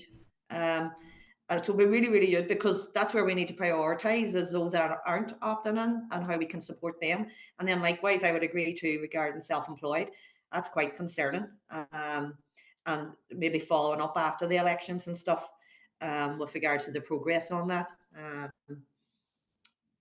Within GB, etc., where that's at, what's the research been done on it? So I think that's two areas. The 20% that are opting out, if we any deeper delve or analysis of that, and the reasons why, and particularly where, and constituencies across here, the north, I would just I'm assuming it's those areas most in need, and those working families most in need, and our most disadvantaged communities, and how they can be supported as well. So just two areas, I think, as a committee, we could continue to follow up on.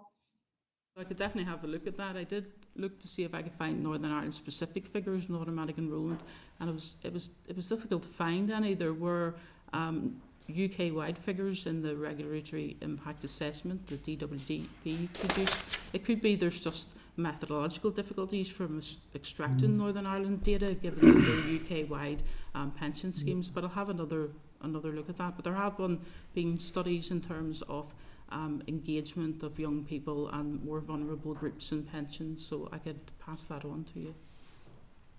That's great, thank you. Thank you, Ciara. So then I have Sean, Brian and Daniel. Yeah, my point follows on a wee bit from the self-employed bit. I think something that's been brought up to me in my own constituency is around farmers who are self-employed, who might not necessarily have the same accessibility to those online fora. So I think for me, that communication strategy, and obviously young people we've discussed before, and I discussed it in the chamber, but for me as well, there maybe is that rural support element to it as well, that's been coming up quite a lot between universal credit issues and pension. Thank you. Brian? Thank you, Chair, and thank you, Eleanor. Yeah, I mean, the advantage to this extending this automatic enrolment to me is just to make pension contributions the norm, both for employees and employers, so that it is seen as normal that the employer is assisting the employee and the employee is paying into their pension. So can you just clarify for me, in terms of an employer's contribution, will that be automatic within this, that the employer has to make, as well as the employee being enrolled?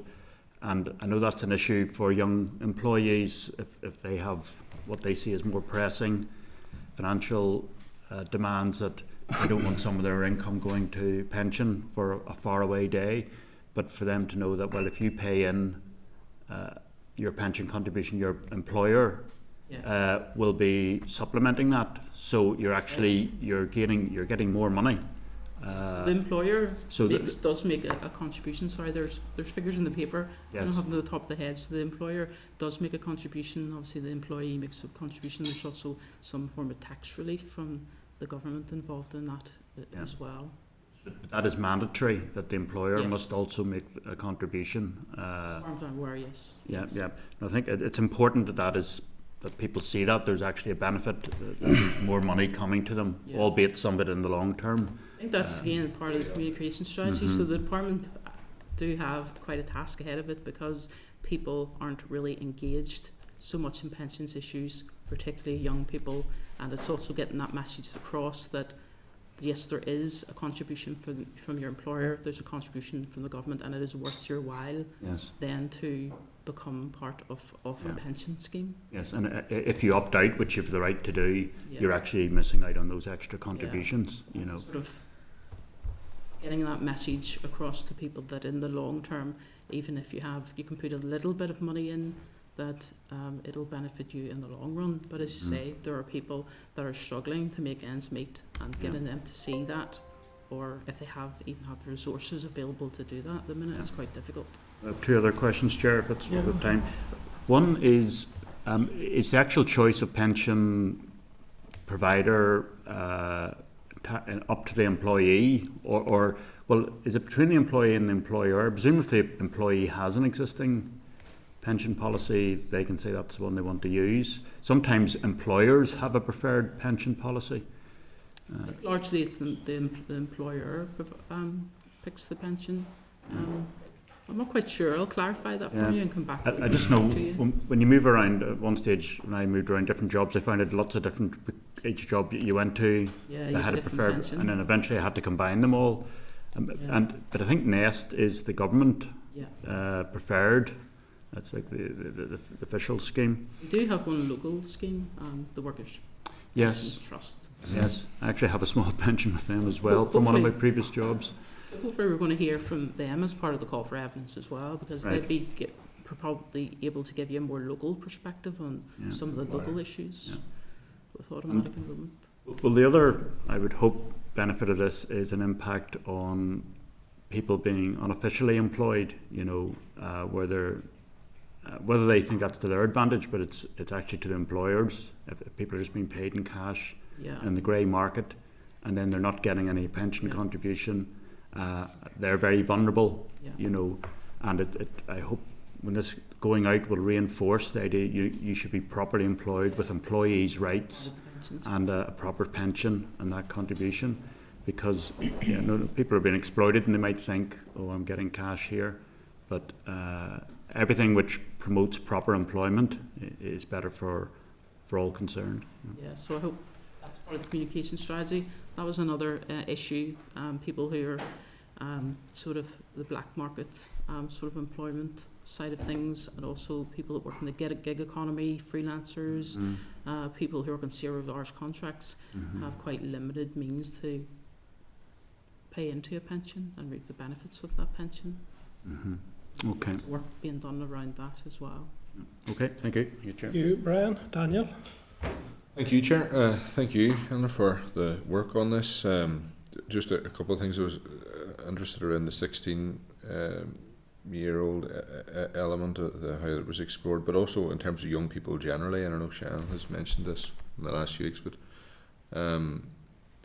maybe a bit more a better communication strategy, basically, about the importance of pension, because a lot of young people just think pensions for old people, and that is just the view. Like, that'll be ancient by the time I need that, and it's not at all accurate. It's about planning for the future, and I think a proper communication strategy that steers that narrative is going to be important. Well, that is a really important point, and also it's not just an issue for the Department for Communities either. You know, it starts in education, making sure young people are financially educated, not just in terms of pensions, but on rent, on mortgages, on budgeting. It's a much wider issue than just that for the Department for Communities. We've long argued it should be a key part of the curriculum in schools, actually, in terms of greater awareness. It's much more useful for young people going forward. And another slight point in relation to, and I know it relates more to the state pension, but the messing about by the government on the state pension age, do you think it has had an impact on the reputation of pensions generally and the uptake of them, for instance? I don't know if there's research to prove that. I could have a look, but I think generally pensions have had a bit of a rough time because if you in the 80s and 90s there was a lot of pensions providers crashed, and generally I think that it impacted in people's perceptions of pensions, and so there's a large body of work to go into sort of making people trust pensions again, not just automatic enrolment, all sorts of forms of pensions, including state pension age. Just in relation to the statistics point to positive moves in the right direction, obviously, in relation to the uptake of pension schemes in 2021, 73%, 2011 was 45%, so the increase has been quite significant in the private sector, up by 39% as opposed to 12% in the public sector. That said, only 62% of the private sector workers are in a pension scheme, so as opposed to the 92% in the public sector. When conducting the research, did you become aware of the reason for such a disparity? No, I didn't, but again, that's something I can take a look at. And similarly, did you encounter any information that would suggest that the changes brought about by this bill can potentially reduce the disparity between the uptake in public and private sector? No, short answer is I'm not sure of that. That's something I need to go away and consider. I'm far from a pensions expert. No, I cover your research such is very a broad good, range of issues. Just a few probing questions mainly than anything else. But that's definitely something, that's what I'm here for, to take it away and have a look at. And just, Chair, if you indulge, in terms of other jurisdictions, is there any comparatives compared to the uptake in other jurisdictions compared to Northern Ireland, for instance? Have we an acute issue here? Or? Again, it was very difficult to find a breakdown of those figures. They all tended to be UK-wide figures, and as I said, there's probably methodological reasons for that, in that it's quite hard to break, because people belong to UK-wide pension schemes. It's maybe hard to break it down into jurisdictions, but I could see maybe if DWP, for example, have, or ONS have other data that we can use so we can compare and contrast the different jurisdictions. And any information on why some workers have chose to opt out of pension schemes in Northern Ireland? Maybe the employer isn't promoting it enough, and probably they just can't afford to, or they see it as something that they can't afford to do. There's a recent criticism, Chair, just briefly, and I've heard this from someone that's worked all their lives, paid significantly into their pension, and unfortunately passed away a few years later. The pension halved then, and only half of that pension that their partner had worked all their lives for to build up was received. Do you think that disincentivises people from going down this route, when really they could have invested probably that money the whole way along? I'm playing devil's advocate a wee bit, but it's just there's all of these things in relation to pensions that are real questions on people's minds now, because people are looking after every pound and the climate that they were in. Why would you pay into a system? You know, is that coming up in your research? No.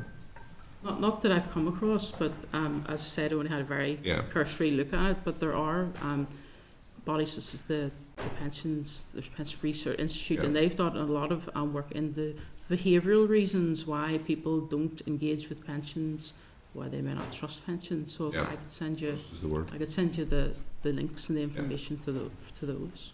That's great. Thank you.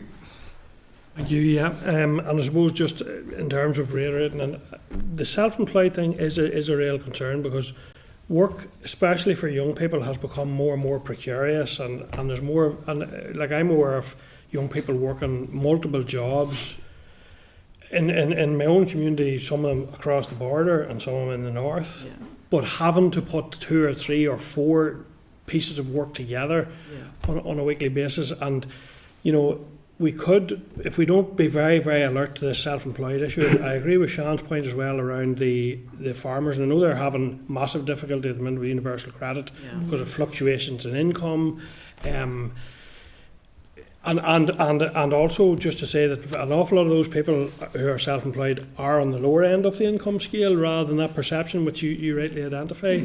So we could be creating a pensions time bomb, and some of the people who are currently at a disadvantage and not being able to afford it will experience, and that disadvantage will actually deepen across their life course as a result of the decisions they are maybe aware of or not able to make at this point in time.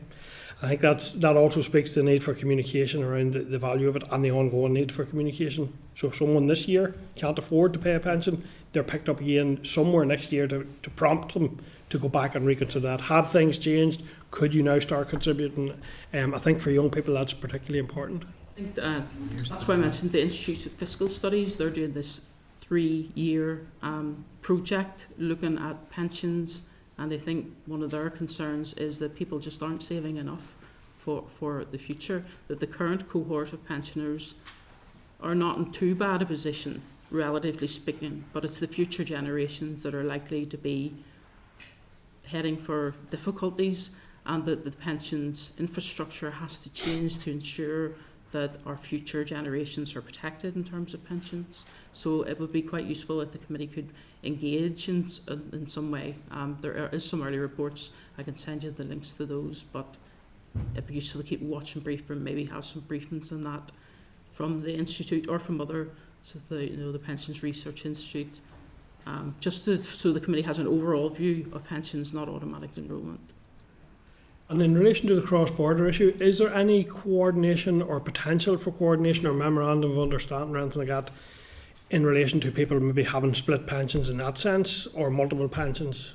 There's a protocol between the UK government and the Southern government on social security matters that may include pensions. I'll have a look at that. Okay. But another important body would be the Centre for Cross-Border Studies. If you could maybe contact them and ask them to contribute as well to the call for evidence on a wider pension issues, not necessarily automatic enrolment, but yeah, but it is a juncture in which we're looking at pension, and maybe it's useful that we could start to feed in some of those threads that maybe would improve the situation as we go forward. Okay, thank you, members. I think that's everything then for now. But thank you, Eleanor, for clarifying those issues, taking the questions, and taking away some further questions indeed for coming back to us with them. Thanks, members, and thanks, Eleanor. Thanks, Eleanor. Yep. Okay, members. So, Clerk, do you want to clarify in terms of any of the follow-up actions, or? Yeah, we will add the Institute of Fiscal Studies and the Centre for Cross-Border Studies to the list of consultees, so we're going to follow up with that in the next minute or two in terms of who we're going to seek views from. So we'll add those to that list, and I'll liaise with Eleanor on the broader pensions points. Okay, thank you very much. So that then, members, allows us to move on to agenda item 7, which is the extension of automatic enrolment bill, pensions bill. There are a few procedural items now that we need to consider. So at page 279, there's a draft motion to extend committee stage, and that states that a copy of the motion is lodged with the business office. So do I need to get consent from members now? Yeah. So members agreed that we extend that committee stage? Yep. Thank you. And members, you've also been provided with the following papers. So at page 280, there's a draft bill timetable. There are questions for the Citizen Space call for evidence, which will be published on the committee pages of the website, and that's at page 282. We have a delegated powers memorandum at page 284, and a copy of the signposting ad, which will be placed in the 3 main newspapers at page 290. Are members content to note those papers? Mm-hmm. Yep, thank you, members. You've also, members, been provided page 3 of the tabled papers with a draft media release on the call for evidence. Are members content to agree the media release? Mm-hmm. Yep, thank you. At page 5 of tabled papers for noting is a draft speaking note for a short video that will go to the committee web pages. Members, over the coming weeks, the committee staff will collate all those papers in relation to the bill into an electronic bill folder, which we will bring to the meeting each week. So, members content with all of that? Thank you. Agenda item 8 then, members, we're moving on then to SR 2024/119, Social Security State Pension Age Claimants Closure of Tax Credits Amendment Regulations NI 2024, and they're at page 294. So, members, we did consider this SL at SL1 stage at our meeting on the 25th of April, when we were content for the department to proceed to make the rule. Do members have any objection to the rule? No. Members content? Thank you. So I put the following question formally then.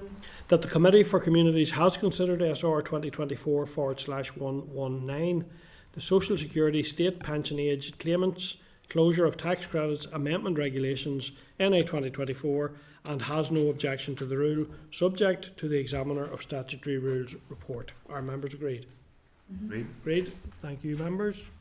Agenda item 9, SR 2024/123, the Smoke, Heat and Carbon Monoxide Alarms for Private Tenancies Regulations NI 2024, page 321.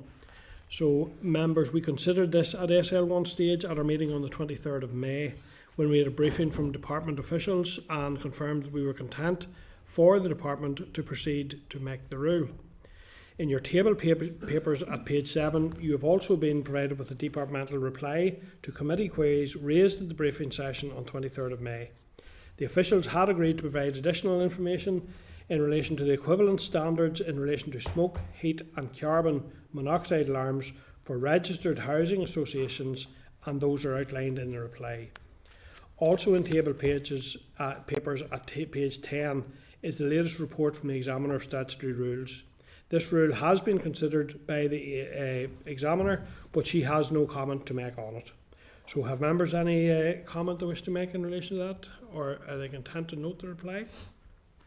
Content to note, thank you. And have members any objection to the rule? No?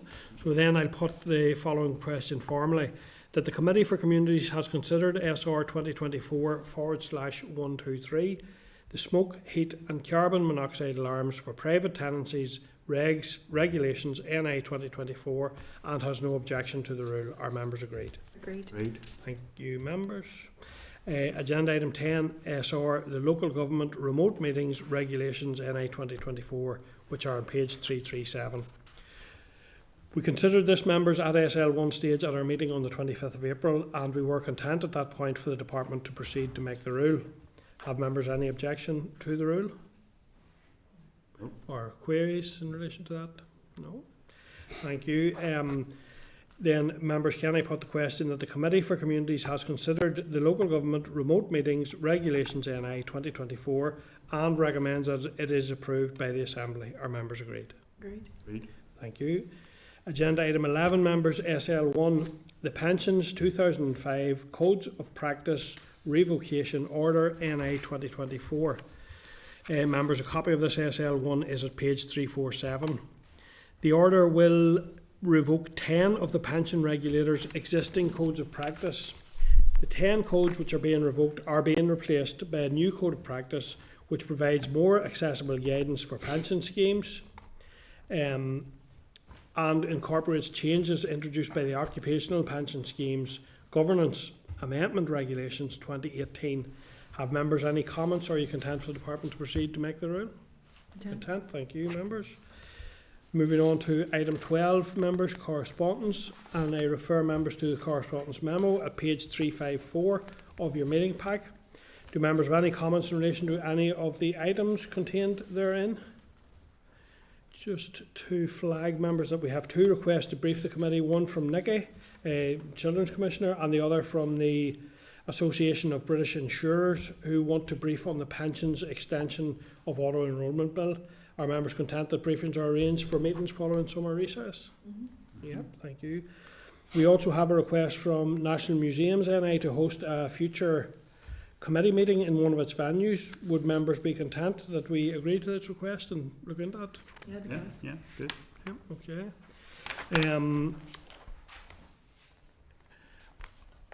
The other one then is around the Homeless Connect letter there. I see it includes a request for the DFC Minister to reconsider the resources allocated and to do everything in his power to find additional resources. And just as opposed to say that 400 figure was mentioned here last week, that is very, very disappointingly small. There's no question about it. In the context of there being, and we've heard it here today again, 47,000 households in the waiting list. In terms of social housing allocations, it's just vital that it's based on objective need and prioritising housing need in the areas for the social waiting list. But extremely worrying around the overall figure, I have to say, just to reiterate that. So, members, are you then otherwise? Ciara, go ahead, please. Unmute, Ciara.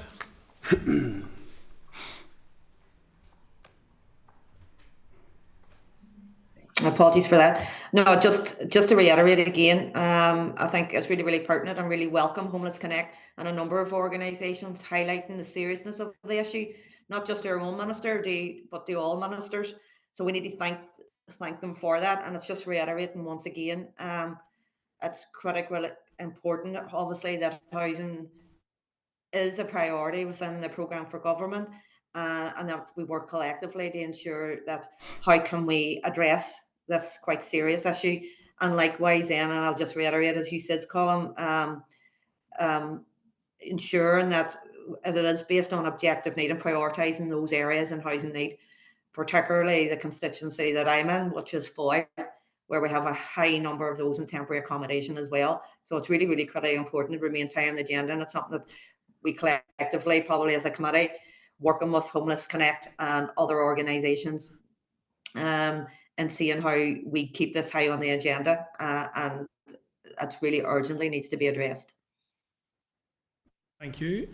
Yeah, and just to flag up that the People's Postcode Lottery included in correspondence at receptions taking place today, so just to add to members' attention. Are members otherwise content then to note the correspondence memo? Yeah. Thank you. And agenda item 13 then, forward work programme. So you'll find that, members, in your packet, page 535. Any comment or content to note the forward work programme for now, members? Content? Thank you. Agenda item 14. Any other business? Members, today? No, thank you. Okay, members, so then final item 15 is date, time and location of our next meeting. Our next meeting will be at 10 a.m. on Thursday, 20th of June 2024 in room 29 here in Parliament Buildings. The meeting is now adjourned, and I would ask the clerk to take us out of public session. Committee Room 29. Sound.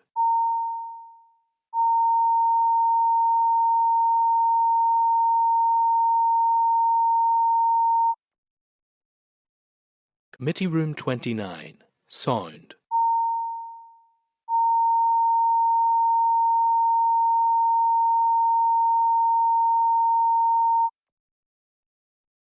Committee Room 29. Sound.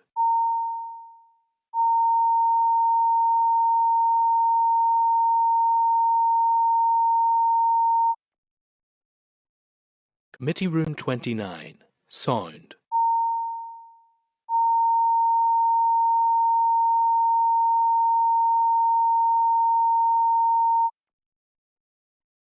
Committee Room 29.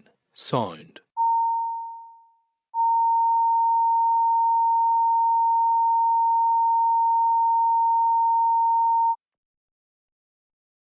Committee Room 29. Sound.